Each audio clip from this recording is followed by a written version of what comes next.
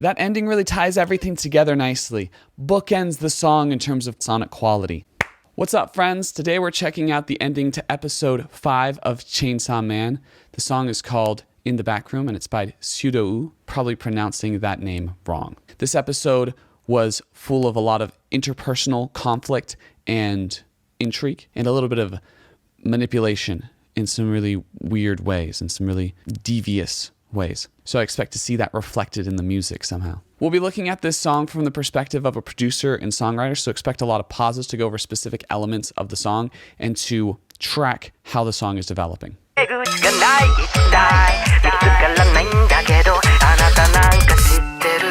There's a lot to like about that beginning. First off, we hear those bells that are very signature to syudou.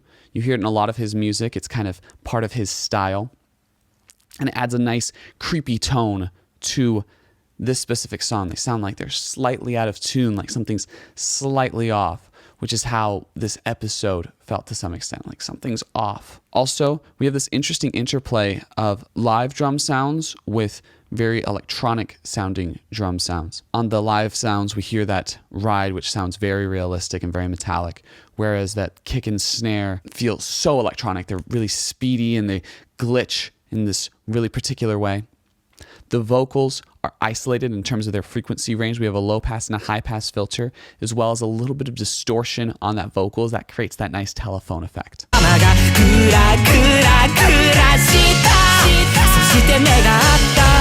A lot going on in terms of vocals right there. I especially like how they kind of have that backwards tape effect on his vocal. There's kind of an automated pitching, which creates that oh sound, slowing it down, pitching it down. Sounds really good. Creates that further uneasiness in the song. We've freed up the frequency range for the vocal, and that's created that nice change in energy. I've also introduced that bass guitar. It's not doing as compelling a riff as we've come to expect from Chainsaw Man music. The opening and a lot of those endings have had really great bass riffs. This one's not as interesting. The bass is kind of just being a bass, which is totally fine. I think the emphasis here is more on those high-end instruments, those chord stabs coming from that new bell sound, maybe a synth sound. Please subscribe, pretty please.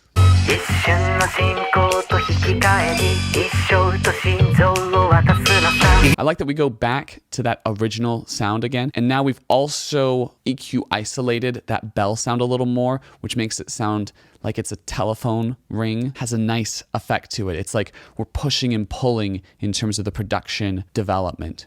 We've let it come to a certain point, and then we're scaling it back, taking back all those things we introduced and getting back to that initial vibe that we experienced.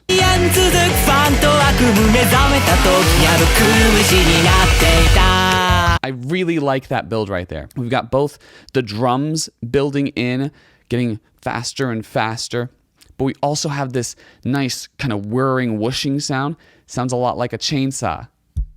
Get it? And I like how artists are utilizing chainsaws as a foley for their songs. It creates a really cool vibe. It really attaches it to the series in a nice way.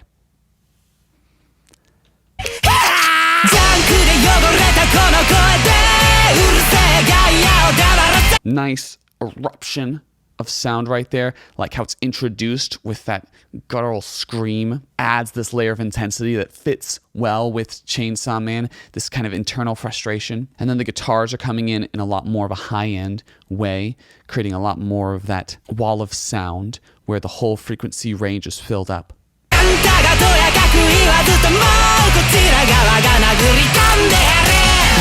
Really like that kind of a typewriter-esque sound. Sounds great. I love that percussion effect. I've used it a lot on a lot of my music, especially in my band Jack Jack.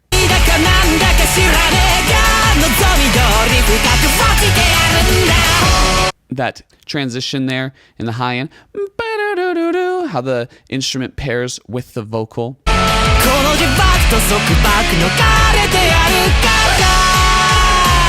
A lot of things going on here that I like. I really like the interplay of the different melodies, the oh, ba-da-da-da, ba-da-da-da, the vocals, as well as the guitar, that wow, wow, wow.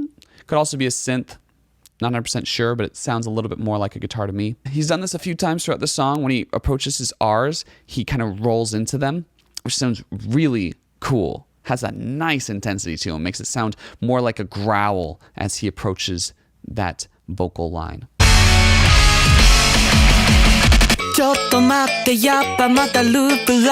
I really like that glitch again and how they use that glitch as a transition to take us back to what we heard in the beginning of the song. Guitars going heavy, everything going heavy, and then you hear that, and then it goes back to the bum ba da ba da with the bells going off.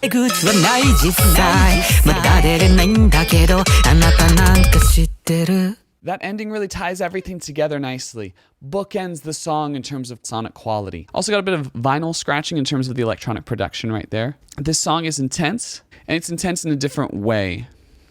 I feel like a lot of the Chainsaw Man songs where there's a prominent fight scene in the anime, really intense. They're screaming a lot. There's just this chaos in the music, especially with like ending 3 when he's fighting the Bat Devil. And when the series is focused on more interpersonal connections and is a little more uneasy, we get songs that are a little more laid back, little lower on the intensity scale, like this song by Syudou or the Zutomayo song, which was the second ending. Hope you've enjoyed this little reaction and analysis of the 5th ending of Chainsaw Man. Hope it's added to your enjoyment of the music and the series.